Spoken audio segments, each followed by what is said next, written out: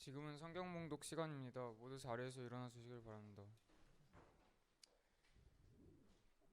오늘 하나님께서 우리에게 주신 말씀은 민수기 13장 25절에서 29절 말씀입니다. 40일 동안 땅을 정탐하기를 마치고 돌아와 바람 광야 가데스에 이르러 모세와 아론과 이스라엘 자손의 온 회중에게 나와 그들에게 보고하고 그 땅의 과일을 보이고 모세에게 말하여 이르되 당신이 우리를 보낸 땅에 간즉 과연 그 땅에 젖과 꿀이 흐르는데 이것은 그 땅의 과일이니이다. 그러나 그 땅 거주민은 강하고 성읍은 견고하고 심이 클 뿐 아니라 거기서 아낙 자손을 보았으며 아말렉인은 남방 땅에 거주하고 헤딘과 여부스인과 아모리인은 산지에 거주하고 가나안인은 해변과 요단가에 거주하더이나.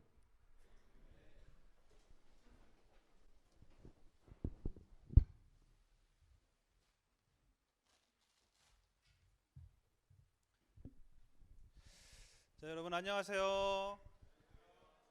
어떻게 시험 기간 잘 시험 공부하고 있나요?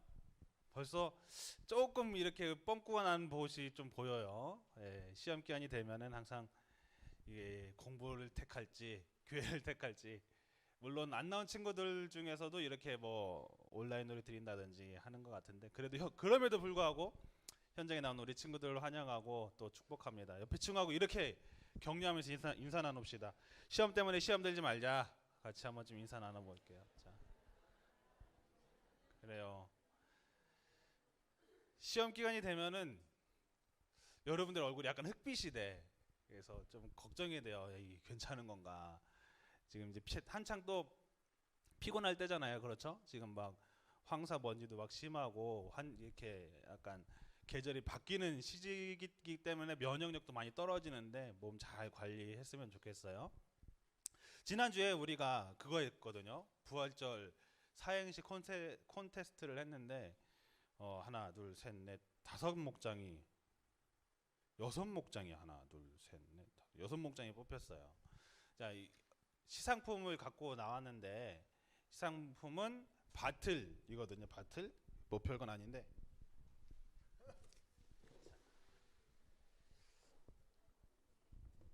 자, 리조이스 기뻐하라. 이게 굉장히 말씀이 있는 또 기쁜 이제 바틀입니다. 어 일단은 전사님이 하나를 읽어줄게요. 그리고 이제 그 목장이 나와서 받아가면 될 것 같아요. 여러분들 한번 눈을 띄워줄 수 있을까요? 부활주일인데, 자, 부 좋아요. 부활 믿으면 너도 할 수 있어. 주님과 함께라면 일도 두렵지 않아. 라고 오미근 목자님 셀. 자, 나오세요. 4개. 자, 4개 갖고 가시면 될 것 같아요. 자, 나와서 갖고 가는 동안 또 하나 할게요. 자,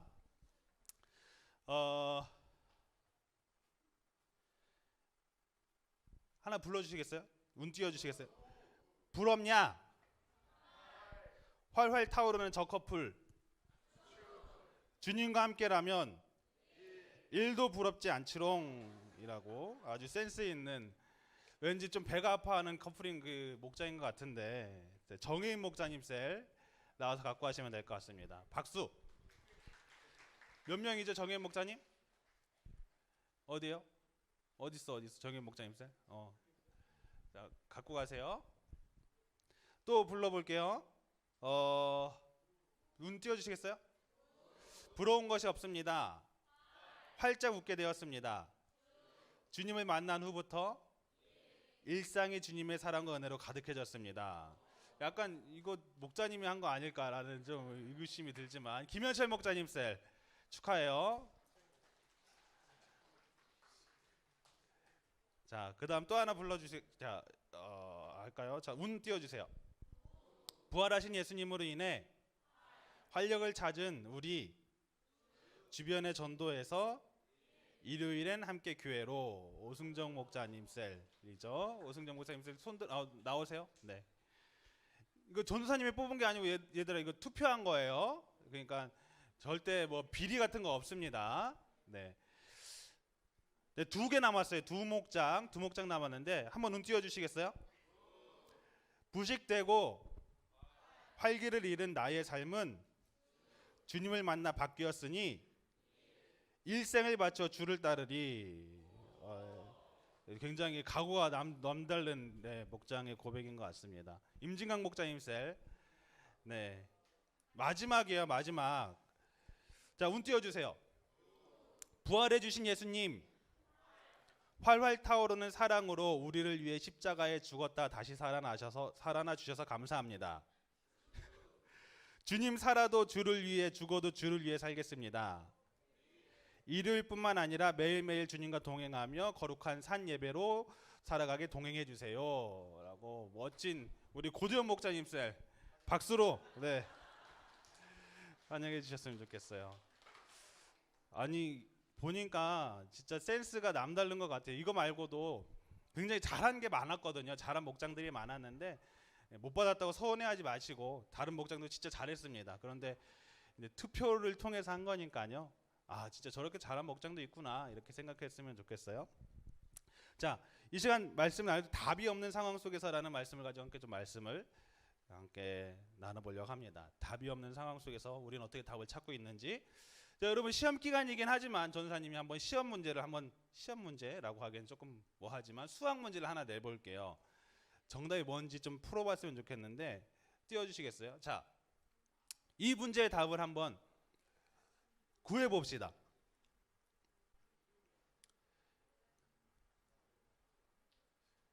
수학이에요. 수학. 굉장히 기초적인 거죠. 그렇죠?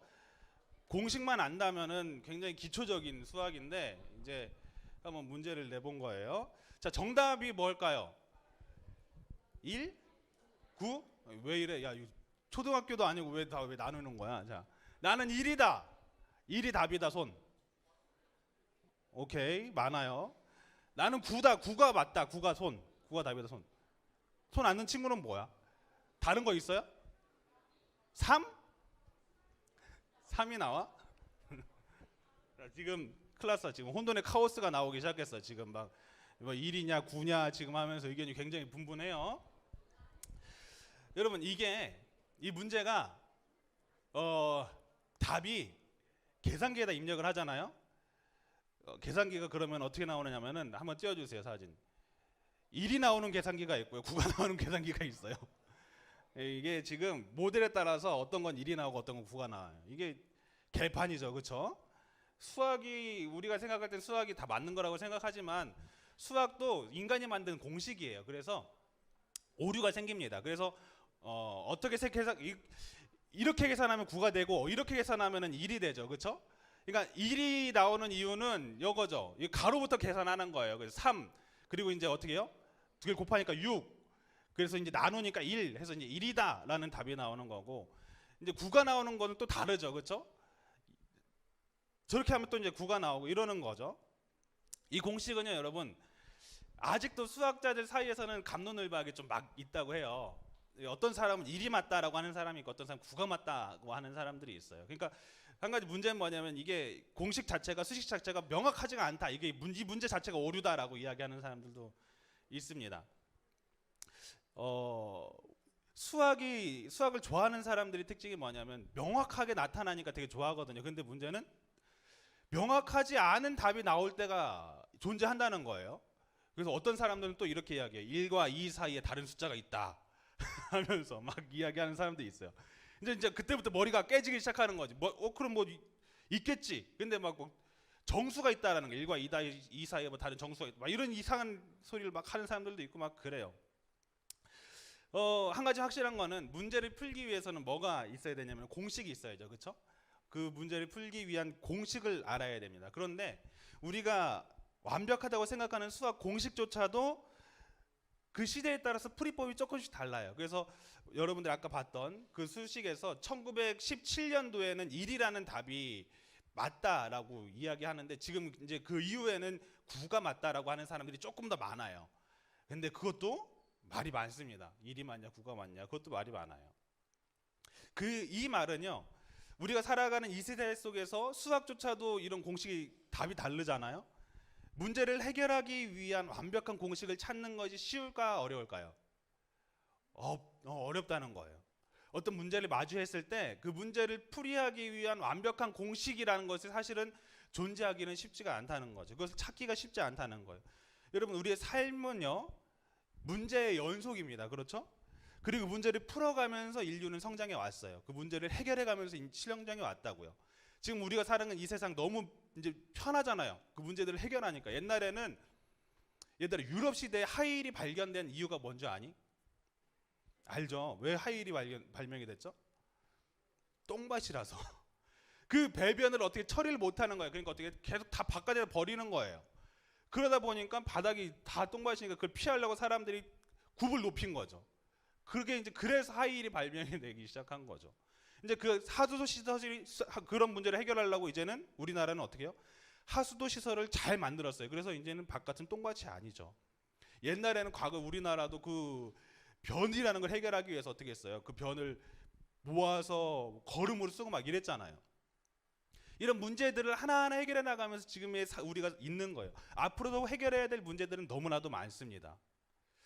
그런데 이런 문제들에 우리가 살아가면서 이런 문제들을 부딪히게 됐을 때 많은 사람들이 그 문제를 어떻게 해결하느냐면요, 나름대로의 축적해온 데이터를 바탕으로 해서 문제를 해결해 나간다는 거예요. 아, 그때 옛날에 이렇게 식으로 해결을 했지, 그러니까 이런 식으로 하면은 될 거야 라고 이야기합니다. 왜냐면은 그래도 많은 사람들이 해결했던 방식으로 문제를 해결해야지 실패할 확률이 적기 때문에. 대표적으로 우리가 어떻게 실제 우리 상황 속에서 어떻게 그 문제를 해결해 나가냐면, 대표적으로 우리가 바로 적용할 수 있는 해결 방법, 이런 식으로 해결하는 것 중에 하나가 뭐냐면은, 무엇을 먹을 거에 대한 문제를 해결하기 위해서 우리는 어떻게 하죠? 일단 어떻게 해요? 뭔가 시켜 먹을까? 아니면 뭐 해 먹을까를 고민을 하다가 이제 시켜 먹는다 하면은 여러분들 어떻게 하십니까? 앱을 키죠. 그렇죠? 그리고 검색을 하죠. 그리고 그냥 아무거나 막 시켜요? 안 시키죠. 어떻게 해요? 리뷰라는 걸 보잖아요. 그렇죠? 별점을 보고 리뷰를 봅니다. 왜? 아, 그래도 많은 사람들이 시켜왔던 것 중에서 그나마 별점이 높은 것을 선택해야지 실패할 확률이 어떻게 해요? 적기 때문에. 그래서 많은 사람들이 선택했던 별점이 많은 음식을 선택해서 먹어요. 그것이 실패할 확률이 적잖아요. 그런데 전사님도 그런 적이 여러 번 시켜 먹을 때마다 그러거든요. 그런데 매번 성공할까요? 리뷰를 보고 시킨데도 매번 성공하는 건 아니에요. 실패할 확률도 간혹 존재해요. 한 번은 중국집에 이렇게 배달을 시켜 먹었는데, 그 배달 전사님이 원래는 별점 1점을 잘 안 주거든요. 근데 별점 1점을 줬어요. 그러면서 막 좀 한마디 했어. 왜냐면 왔는데 너무 불어서 온 거야. 불어서 온 것뿐만 아니라 탕수육도 너무 많이 튀기면 여러분 딱딱한 거 알죠? 그래서 야, 이건 진짜 해도 너무한다. 진짜 먹으면서 약간 짜증이 나는 거 있잖아요. 이건 좀 너무했다. 이런 음식을 파는 건 좀 너무했다 해서 막 별점을 1점 주면서 조금 뭐라고 했거든요. 나머지는 다 별점 5점 줘요, 전사님. 웬만해서는. 웬만큼 맛없어서. 근데 그건 너무 좀 심했다 해서 그렇게 준 적이 있었어요. 우리가 살아가면서 이런 식으로 많은 사람들의 문제를 풀어봤던 것을 보면서 문제를 해결해 나갑니다. 한국 사람들의 특징 중에 하나가 뭔지 아세요? 국민 아이템이라는 것이 존재한다는 거예요. 국민 아이템. 그래서 국민 아이템을 사람들이 선호하는 이유가 뭐냐면요, 실패할 확률이 그래도 적다라는 이유 때문에 그래요. 예를 들면 이런 거죠. 일단 학생들에게 국민 아이템은 뭐가 될까요? 일단은 슬리퍼일 거예요. 여러분, 슬리퍼를 생각하면 어떤 모양이 떠오르세요? 봐봐, 이제 조금씩 다르기 시작해. 그쵸? 이게 시대에 따라 좀 달라. 자, 이게 시대에 따라서 슬리퍼 하면은 전사님 때는 뭘 신었냐면은요, 더신이라는 걸 신었거든요. 우리 목사님들 더신 안 신으셨어요? 전사님이 너무 시골에 살았나 봐. 더신을 신어서 더신. 그래서 더신이란 거를 슬리퍼 그 신에다 이렇게 더신을 신은 거야. 더신 시대가 있고요. 그 다음 뭐예요? 삼선 슬리퍼. 그렇죠? 이건 이제 조금 더 이제 전사님이 한 중고등학교 올라갔을 때 정도 이제 삼선 슬리퍼. 슬리퍼라고 하면 다 삼선 슬리퍼였어. 그렇죠? 이게 원래 아디다스에서 만든 거는 다 카피품이 너무 많죠. 그래서 이제 아디다스 신으면 오히려 걔 더 짭 같아 보이는. 그러니까 다 삼선이니까 나름대로 튜닝을 해. 애들이 막 이렇게 막 칼로 파기도 하고 막 색칠하기도 하고 저기 하얀색인 게 별로 없잖아, 그렇죠? 빨간색이었다가 파란색이었다가 막 어떤 애는 다 검은색으로 칠하고 막 자기 멋대로 일단 튜닝을 하죠. 요즘 슬리퍼는요 크록스 형식으로 돼 있어요. 전사님 깜짝 놀랐어요. 슬리퍼 갖고 오세요 했는데 애들이 초등학생들이 다 저거 신고 다니는 거야. 그러면서 저 앞에 뭐라고 하죠? 저걸 비주라고 하나 뭐라고 하나. 아무튼 저거 뭐 개성에 맞게 막 다 이렇게 막 꾸미서 막 이렇게 받고 다니더라고요. 그거 보면서 야, 시대가 많이 변했다. 이제 아마 또 슬리퍼는 여러분 세대를 지나면 또 다른 슬리퍼가 나올 거예요. 자, 이게 국민템들이에요. 그러니까 슬리퍼 하면은 이거 산다라는 게 우리 머릿속에 강의돼 있어요. 지금 시대에 더신 사면 이상하죠, 그렇죠? 슬리퍼 갖고 라서 더신 신고 다니면 좀 이상하다 하고 볼 거예요. 대중적인 이런 선택들을 사람들이 많이 합니다. 특히 한국 사람들의 특징이에요. 하지만 이것도 시대에 따라서 많이 변화된다는 거예요. 많은 사람들이 가장 대중적인 방식으로 문제에 대한 해결 방식을 얻고 우리는 풀어가면서 살아가는 중에 있어요. 근데 문제는 뭐냐면은 그 대중적인 방식도 답이 아닐 때가 너무 많다는 거죠. 너무 애매한 경우가 너무 많다는 거예요. 우리가 살다 보면은 답이 없다고 느껴질 때가 너무 많습니다. 이거 답을 어디서 찾냐 이런 경우가 굉장히 많다는 거예요. 여러분 살아가면서 답이 없다고 느껴질 때가 있나요? 진짜 답답하거든요. 막 이걸 누구한테 물어봐야 되나 이럴 때가 있거든요. 그러면 이제 그것을 한번 풀어가려고 해요. 믿음의 사람들인 우리는 그 답이 없는 상황을 어떻게 직면했을 때 어떻게 문제를 풀어갈 수 있을지에 대해서 한번 좀 말씀을 나눠보려고 해요. 지금 딱 이스라엘 백성들이 딱 지금 그 상황이거든요. 답이 없는 상황이었거든요. 왜냐면은 노예 생활을 하던 애굽에서 나왔습니다. 그리고 이제 풍요로운 땅 가나안을 자기 눈앞에 두고 있는 거예요. 가나안 땅 지도를 보면 이렇게 생겼어요. 애굽이란 곳이 있고 여기 이제 이집트죠. 그곳에서 이제 홍해를 건너서 이제 광야 지역을 지납니다. 이 세모나게 된 곳이 다 광야예요. 여기서 사람이 살지 못해요. 여길 지나서 이제 어디를 가냐면 가데스 바냐에 이제 머문 거예요. 그리고 그 위쪽이 뭐냐면 가나안이라는 땅이에요. 이 가나안에 이제 바로 눈앞에 목전에 두고 있는 거죠. 이 가나안을 뭐라고 이야기하냐면은 젖과 꿀이 흐르는 땅이라고 이야기합니다. 그만큼 풍요롭다는 거예요. 가나안 땅이 너무나도 비옥해요. 그러다 보니까 막 대추야자 이런 데가 되게 많아요. 전사님이 깜짝 놀란 게 이스라엘 여행을 갔다 온 사람들이 꼭 들고 나오는 게 있어. 뭐냐면 대추야자 열매거든요. 그 전사님 사무실에 3박스가 쌓여 있어요. 이스라엘 갔다 오셨다는 분들이 다 갖고 와서. 근데 먹잖아? 깜짝 놀래. 왜? 너무 달아. 아니 이게 어느 정도 다냐면은 야 이거 설탕에 절였나 싶을 정도로 달아요. 그래서 하나 먹잖아요. 2개 못 먹어. 하나만 먹어도 질려. 너무 달아가지고. 전사님도 웬만큼 단 거 좋아하거든요. 대추야자는 못 먹겠어. 그래서 그게 3박스가 쌓여 있어요. 여러분 먹고 싶은 친구는 오세요. 사무실에 전사님 줄게요. 기쁨을 한 박스 이렇게 던져줄 수도 있어. 줄게요. 오세요. 예. 아무튼 이 대추야자들이 되게 많아요. 많이 열리는 지역이고 굉장히 비옥하고 풍요로운 곳이죠. 이 풍요로운 땅이 과연 텅텅 비어 있을까요? 이제 이스라엘 백성들이 들어가서 살아야 되는데 그곳이 과연 비어 있을까요? 아니죠. 이미 누군가 살고 있죠. 좋은 땅인데 그곳이 비어 있을 리는 없잖아. 이미 다른 족속들이 자리 잡고 털을 잡고 살고 있는 곳이었어요. 그러니까 자신의 이스라엘 백성들이 들어가서 살아야 되는데 거기 비죽 들어가서 살면 그 사람들이 그냥 두겠어요? 생각해봐. 여러분의 집을 누군가가 들어와 가지고 딱 산다고 하면은 냉장고도 쓰시고요. 이렇게 세탁기도 쓰시고 이러겠어요? 아니죠. 누군데 그러세요? 하면서 막 싸움 나지 않겠어요? 들어가면은 일단 싸워야 된다는 거예요. 그들을 다 내어 쫓아야 되는 상황이 있다는 거죠. 그런 상황 속에 딱 직면해 있는데 이제 그 땅을 봐야 되니까 어떻게 되냐면은 이 이스라엘 사람들이 각 지파의 대표물을 뽑습니다. 그 정탐꾼을 뽑아서 이제 보내는데 여러분들 너무나 잘 아는 12정탐꾼 이야기예요. 정탐꾼을 뽑아서 보내는데 그 정탐꾼이 누구냐? 그 지파의 대표라는 거예요. 그러니까 아무나 그냥 시시껄렁한 사람 뽑은 게 아니라 그 지파에서 그래도 나름 지식인이고 대표할 수 있는 사람을 뽑아서 그 가나안 땅을 보냅니다. 그리고 40일 동안을 정탐하게 만들어요. 그 정탐꾼들이 보니까 그 땅이 난리도 아니고 너무 멋있는 거예요. 어떻게 보고하느냐? 이렇게 보고합니다. 민수기 13장 27절 28절 다 같이 읽어볼게요. 시작. 모세에게 말하여 이르되 그 땅은 젖과 꿀이 흐르는데 그러나 그 땅 거주민은 강하고 성읍은 견고하고 심히 클 뿐 아니라 거기서 아낙 자손을 보았으며.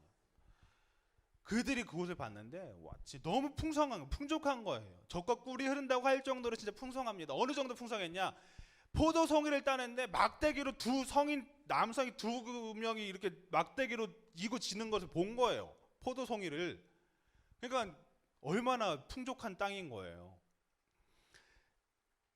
그 땅을 보면서 한 이야기가 뭐라고 이야기하냐면 정말 풍족한 땅인데 그곳의 성은 견고했고 그 사람들은 한결같이 그곳에 사는 사람들은 한결같이 덩치가 큰데 아낙 자손들이 거기 살았다. 그 사람들을 우리가 봤다.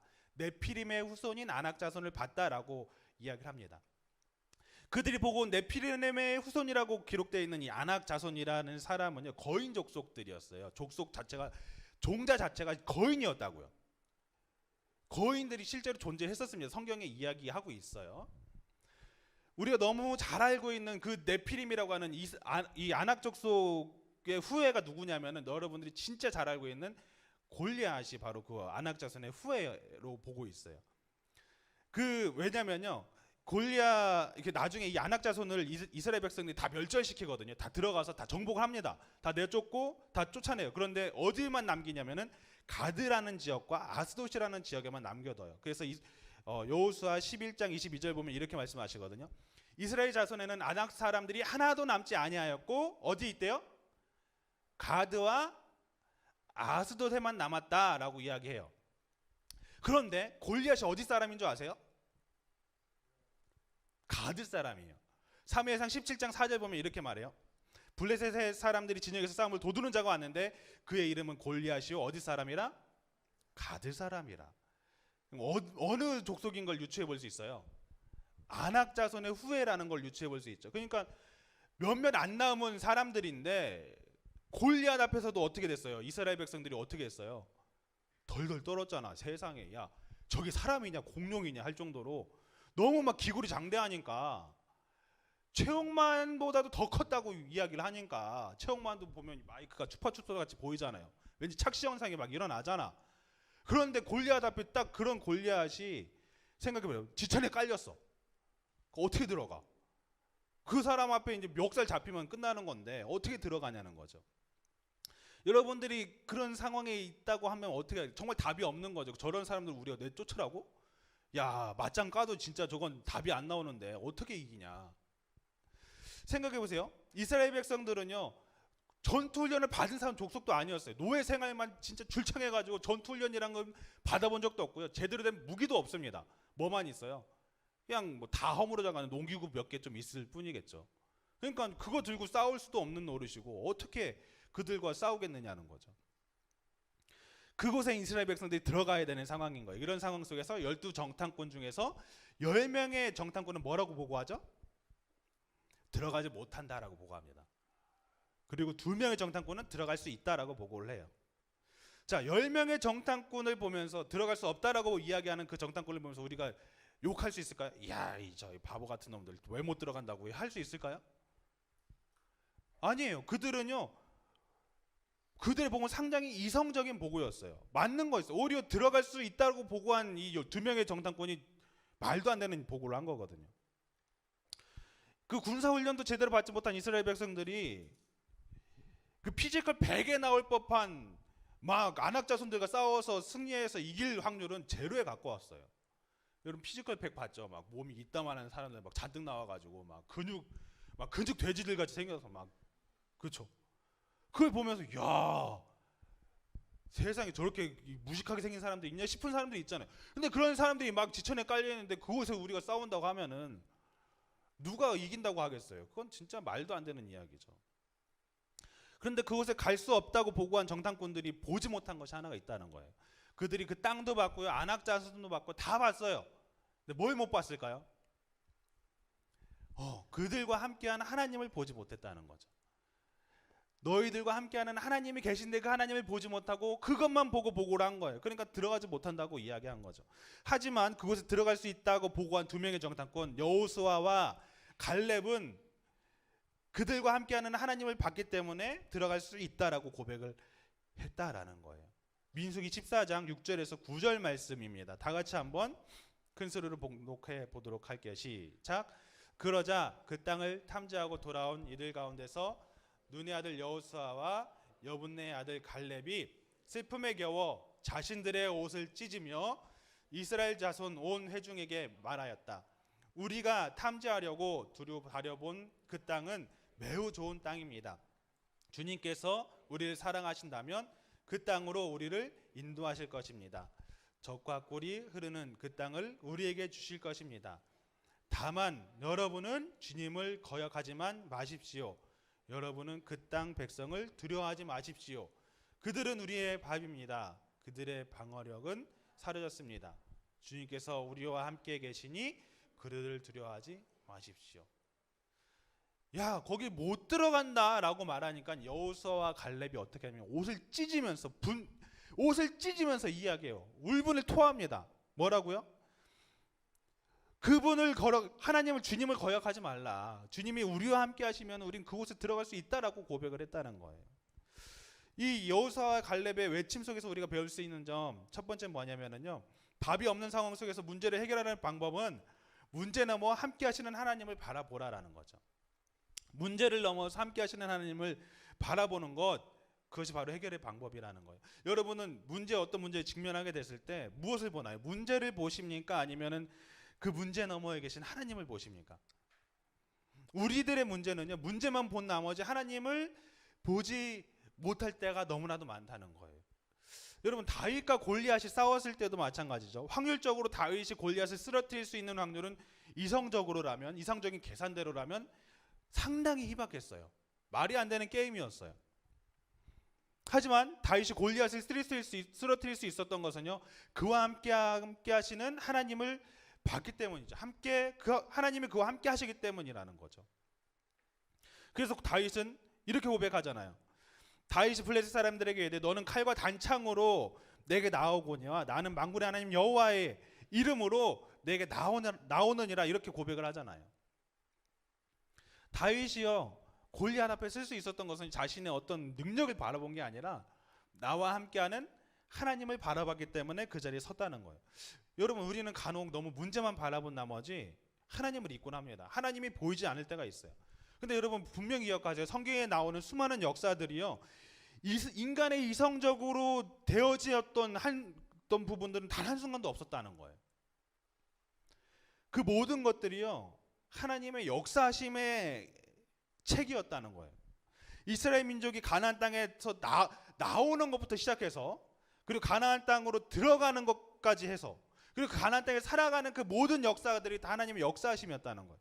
그 땅에서 살아가면서 어떤 일들이 있었어요? 막 오병이어도 일어나고, 막 죽은 자도 살아나고, 병든 자도 고쳐지고, 이런 일들이 있었잖아요. 이게 이성적으로 가능한 이야기입니까? 아니잖아요. 여러분, 그러면 생각해 보세요. 그게 가능한 일이 아니라고 한다면 여러분, 성경을 믿으세요?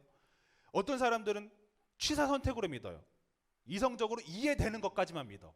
그래서 몇 가지 탈락시켜. 그래, 이거는 신화야.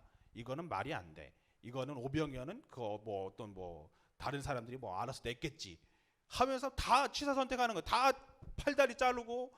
그러니까 어떻게? 딱 뼈대만 남아. 이성으로 딱 이해할 수 있는 몇 가지만 남아요. 그게 진짜 믿음일까요? 아니에요. 진짜 믿음은요, 온전히 믿는 거예요. 하나님이 일하시는 것을 다 믿는 거예요. 성경에서는요, 하나님이 일하셨던 것은 우리의 어떤 이상의 힘입어서 일하시지 않습니다. 그걸 뛰어넘으셨어요. 항상. 어떤 사람이 문제에 직면하게 됐습니다.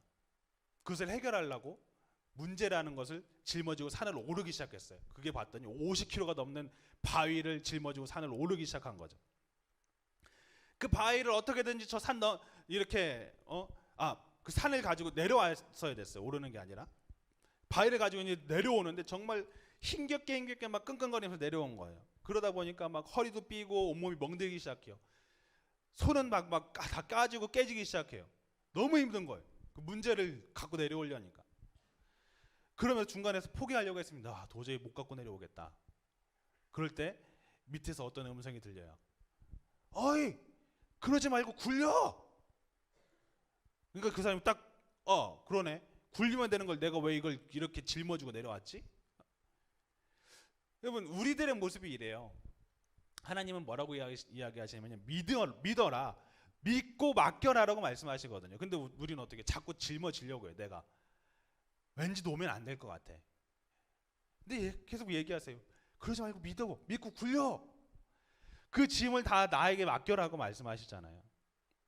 여러분, 우리들의 문제거리들을요, 주님께 맡길 때 우리는 휘바람을 불면서 편안하게 내려올 수 있게 된다라는 거예요.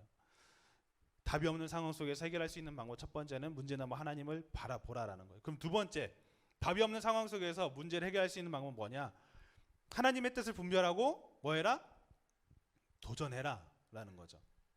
여러분, 이스라엘 백성들이 가나안 땅에 들어가겠다고 한 것이 단순히 그들의 이야기였을까요? 이스라엘 백성들의 생각이었을까요? 가나안 땅으로 인도하겠다고 하신 분이요, 원래 누구였냐면요, 하나님이셨어요. 하나님.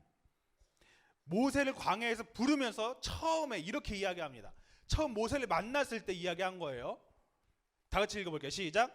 내가 내려가서 그들을 애굽인의 손에서 건져내고 그들을 그 땅에서 인도하여 아름답고 광대한 땅, 젖과 꿀이 흐르는 땅, 곧 가나안 족속, 헷 족속, 아모리 족속, 브리스 족속, 히위 족속, 여부스 족속의 지방에 데려가라 하노라. 모세를 처음 딱 부르시면서 너희들을 가나안 땅에 보낸다라고 하시면서 그 땅에 누가 있다고 해요? 뭐 가나안 족속, 헷 족속, 아모리 족속, 브리스 족속, 히위 족속, 여부스 족속, 그들의 있는 땅으로 들어가려고 한다. 뭐라? 이상한데. 이왕이면 부르실 거면은 이미 비워 놓으시면 좋잖아, 그렇죠? 어떤 뭐 역사가 있어서든지 하나님이라면 비워 주실 수도 있을 거 아니에요, 그렇죠? 하나님이라면 텅텅 비워 놓게 하고 이스라엘 백성들한테 가서 야 하나라 하면 되는데 굳이 하나님 다 아셨어요. 그 땅에 누가 살고 있는지 다 알았어요. 그런데 비워 놓지 않으셨다는 거죠. 여러분, 우리가 기억해야 되는 것은요, 하나님은요 문제를 다 해결해 놓지 않으십니다. 그 안에서 정복 정쟁을 해야 될 이들이 누구였냐면요, 바로 이스라엘 백성들이었다는 거예요. 하나님은요 환경을 바꿔주시기보다 뭘 택하시는 줄 아세요? 그 환경을 이길 힘을 우리에게 주시는 분이시다라는 거죠. 우리를 통해서 그 환경을 바꾸도록 하시는 게 하나님이라는 거예요. 하나님은요 혼자서 절대 일하지 않습니다. 하나님을 믿고 의지하는 그 사람을 들어 사용해서 하나님의 일을 하게끔 만들어요. 하나님이셨다면 충분히 뭐 지진이 일어난다든지 뭐 맹수를 풀어버린다든지 해가지고 다 멸절시키든지 할 수 있었어요. 그렇게 하지 않으셨다는 거죠. 가나안 땅에 들어가는 것이 하나님의 뜻이었다면 두려워하지 않고 도전한 일을 하나님은 사용하십니다. 그리고 그 사용하신 사람이 바로 두 명의 정탐꾼, 믿음의 정탐꾼 여호수아와 갈렙이었다는 거예요.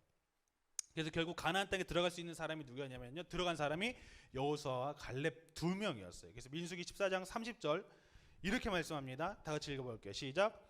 여본네의 아들 갈렙과 눈의 아들 여호수아 외에는 내가 맹세하여 너에게 살게 하리라. 이 한 땅에 결코 들어가지 못하리라. 갈렙과 여호수아 이외에는 너희들이 절대 이 가나안 땅에 들어가지 못할 거다라고 말씀을 하세요.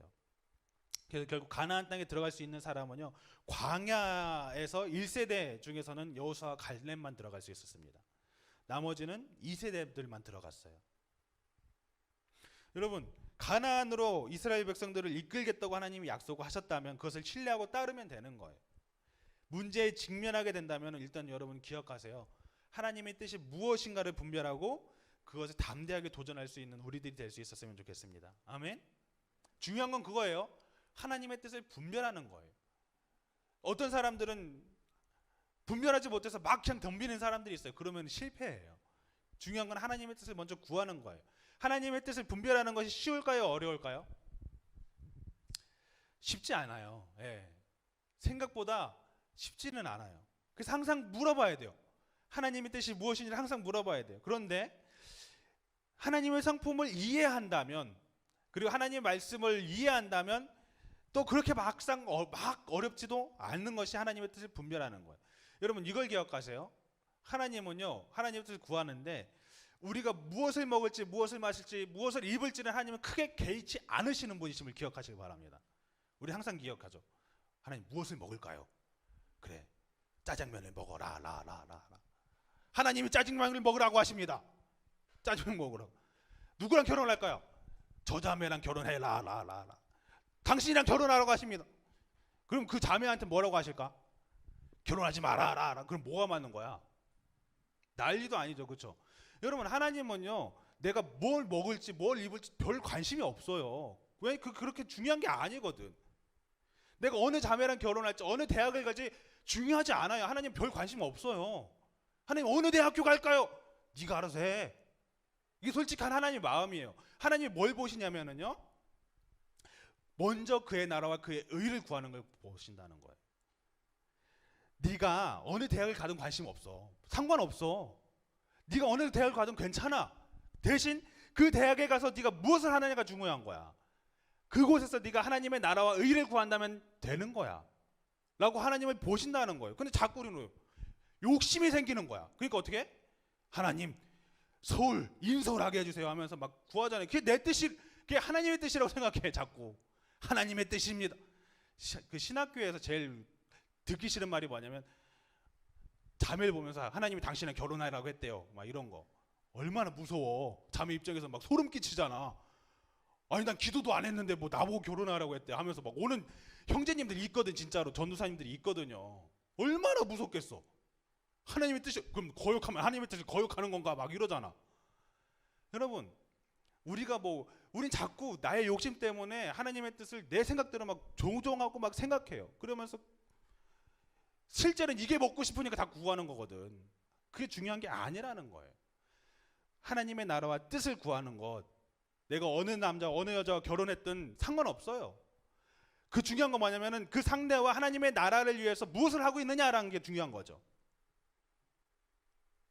여러분 그걸 기억하세요. 하나님의 뜻을 분별한다라는 것은 그런 겁니다. 너희가 무엇을 먹을까 무엇을 마실까 그게 중요한 게 아니다. 먼저 그의 나라와 그의 의를 구해라 라고 말씀을 하셨잖아요. 하나님의 나라를 구하는 것, 내가 뭘 먹든지 그걸 통해서 또 하나님의 나라를 구하는 것, 내가 뭐 어떤 걸 공부하든지 내가 어느 대학을 가든지 그걸 통해서 하나님의 나라를 구하는 것, 하나님의 일을 하는 것, 그것이 제일 중요하다라는 거예요. 그것이 하나님의 뜻을 분별하는데 여러분들이 가장 기초적인 방법이에요. 여러분 하나님의 뜻을 분명히 깨닫고 알았다면 여러분 기억하세요. 도전하세요. 믿음으로 도전하세요. 아멘. 믿음으로 도전하는 사람을 하나님은 사용하십니다. 그런데 이 믿음이라는 게 자기 확신은 아니에요. 뭐예요? 하나님에 대한 신뢰예요. 하나님에 대한 신뢰. 하나님이 하실 거다라는 신뢰. 그 신뢰가 여호수아와 갈렙에게 있었고요. 다윗에게 있었고요. 믿음의 조상들에게 다 있었다고요.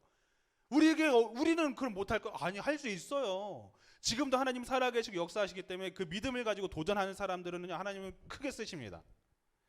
그 믿음대로 일하시는 분이 바로 하나님이심을 기억하시기 바랍니다. 아멘. 하나님께서 일하시는 것은요, 기억하세요. 하나님을 이해하는 것에서 오는 것이 아니라 하나님을 향한 믿음에서부터 시작되는 것을 기억하시기 바랍니다. 우린 자꾸 이해하려고 하죠. 성경에는요, 이해해라 라는 말씀이 단 한 구절도 없어요. 뭐라고 말씀해요? 믿으라라고 말씀해요. 왜? 이해하려면 우리 머리가 감당이 안 되거든. 생각해 보세요. 내가 하나님을 이해할 수 있을까요? 내 이 조망만한 뇌로 하나님을 이해할 수 있을까요? 못해요. 이 세상이 돌아가는 것 자체가 이해가 안 되는데 전사님이 생각해 봤어요. 중력이란 게 뭘까? 근데 이해가 안 되는 거예요. 쳐봤어. 모른대. 과학자들도 잘 모르겠대. 우리가 이 땅에 어떻게 붙어 사는지를 모르겠대. 그러니까 이해가 안 되죠. 이거 자석도 아니고 어떻게 붙어 살아. 이해가 안 돼요. 그냥 사는 거야. 여러분 성경에는 하나님을 믿어라라고 말씀합니다. 하나님을 믿을 때 일하기 시작하세요. 나 자신도 이해 못하고 이 지구 우주 만물 자체를 이해를 못하고 있는데 어떻게 하나님을 이해하겠어요. 이것만 기억하세요. 하나님을 믿음으로 도전할 수 있는 우리들이 될 수 있었으면 좋겠어요. 가나안 땅에 들어갔던 이 두 명의 정탐꾼이 하나님을 끝까지 믿었기에 답이 없던 상황 속에서 답을 얻을 수 있었고요. 그리고 그 가나안 땅을 차지할 수 있었다는 거죠. 여호수아는 마지막 인생에 인생의 마지막 유언을 이렇게 합니다. 굉장히 멋있는 유언이에요. 이거 다 같이 봉독하고 함께 좀 기도했으면 좋겠어요. 다 같이 읽어볼게요. 시작. 만일 여호와를 섬길 것이 너희에게 좋지 않게 보이거든 너희 족속이 강 저쪽에서 섬기던 신이든지 또 너는 너희가 거주하는 땅에 있는 아모리 족속의 신이든지 너희가 섬길 자를 오늘 택하라. 오직 나와 내 집은 여호와를 섬기겠노라. 얼마나 멋있어요. 야, 너희들 하나님 못 믿겠어요? 야, 그 이집트 신 섬겨 그러면. 아모리 족속 신 섬겼던 신 섬겨. 너희들 좋았던 거 다 섬겨. 근데 나는 뭐만 섬긴다? 나와 내 집은 오직 여호와만 섬길 거다. 얼마나 멋있는 고백입니까? 여러분들, 우리가 하나님을 따른다고 이야기하지만 그런 어떤 답이 없는 상황 속에서 자꾸 무너질 때가 있어요. 왜 그러냐면 자꾸 문제만 바라보기 때문에 그렇거든요. 이 시간 함께 좀 찬양하고 이제 기도하면서 나아가겠는데요. 함께 좀 우리가 이 시간 좀 생각해 볼 수 있었던 것은요. 말씀을 통해서 좀 생각해 볼 수 있었으면 좋겠는 것은 그 문제보다 하나님을 먼저 바라볼 수 있었으면 좋겠습니다. 그리고 그 하나님을 바라보게 될 때 하나님의 역사하심을 여러분들이 먼저 좀 경험했으면 좋겠어요. 그럴 때 정말 신기한 건 답이 없는데 답을 찾게 하세요. 이해는 안 되는데 돼요. 그게 되는 것을 볼 때가 있어요. 그런 것들을 경험하면 우리가 될 수 있으면 좋겠어요. 믿음 없이는 이란 찬양을 가지고 함께 좀 고백하고요. 함께 좀 기도했으면 좋겠습니다. 주님, 제 마음이 너무 둔해서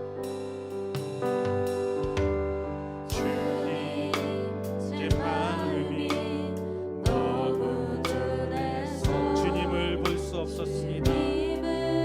볼 수 없습니다.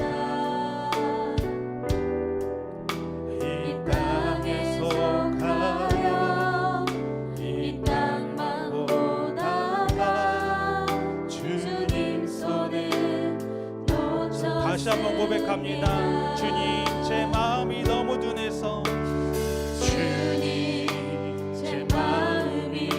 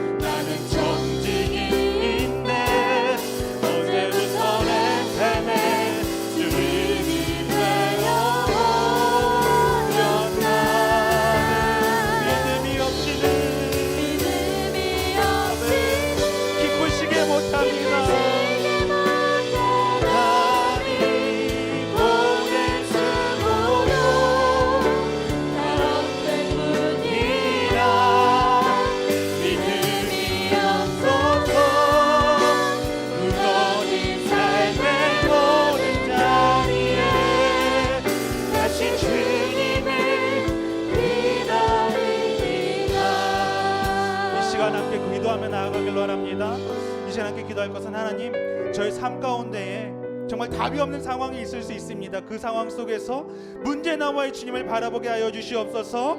주님, 그 상황 속에서 주님의 뜻을 분별하게 하여 주시고 그 상황 속에서 도전할 수 있는 믿음을 저희에게 허락하여 주시옵소서. 이렇게 함께 고백하면서 기도로 나아가도록 합니다.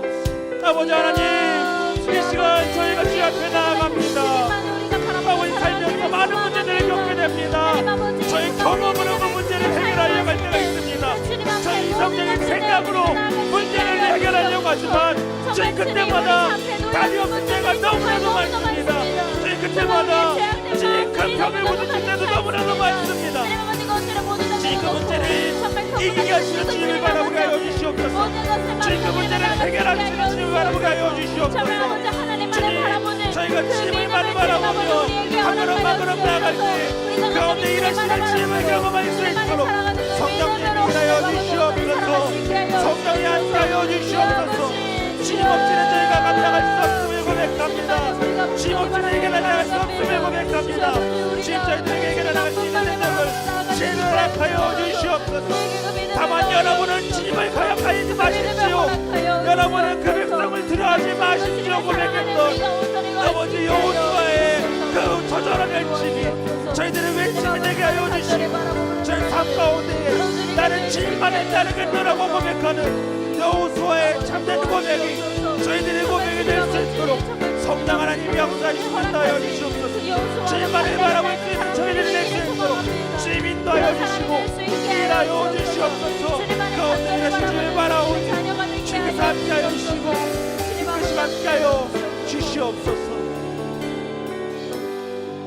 하나님, 저희들이 살면서 많은 문제를 바라보게 됩니다. 겪게 됩니다. 그때마다 저의 경험에 따라서 혹은 많은 사람들의 선택에 따라서 그 문제를 해결하려고 할 때가 너무나도 많음을 고백합니다. 하지만 주님, 그 문제를 해결하실 수 있는 분은 오직 주님뿐임을 고백합니다. 나의 이성적인 생각으로 세상적인 방법으로 문제를 해결하기보다 먼저 주님께 뜻을 구하고 그 문제 너머에 계시는 주님만을 바라보며 그 문제를 해결해 나가는 저희들에게 하여 주시옵소서. 가나안 땅을 너에게 주겠노라 말씀하신 주님, 그 믿음을, 그 말씀을 믿음으로 받았던 가나안 땅에 들어갔던 여호수아와 칼렙의 고백이 곧 저희들의 고백이 되게 하여 주시고 나와 내 집은 곧 오직 여호와 주님만을 따르겠노라고 했던 고백이 또한 저희들의 고백이 될 수 있도록 인도하여 주시옵소서. 그래서 주님, 저희들이 어떤 문제의 경험 부딪혔을 때에 그 문제를 해결하시고 또한 뜻하지 않게 문제를 이겨나가시게 하시는 주님만을 바라보며 오늘 이 하루도 살아가는 주님의 청지기, 주님의 귀한 자녀들 되는 저희 열시고등 친구들 될 수 있도록 붙들어 주시옵소서. 감사드리며 예수님의 이름으로 기도드렸습니다. 아멘.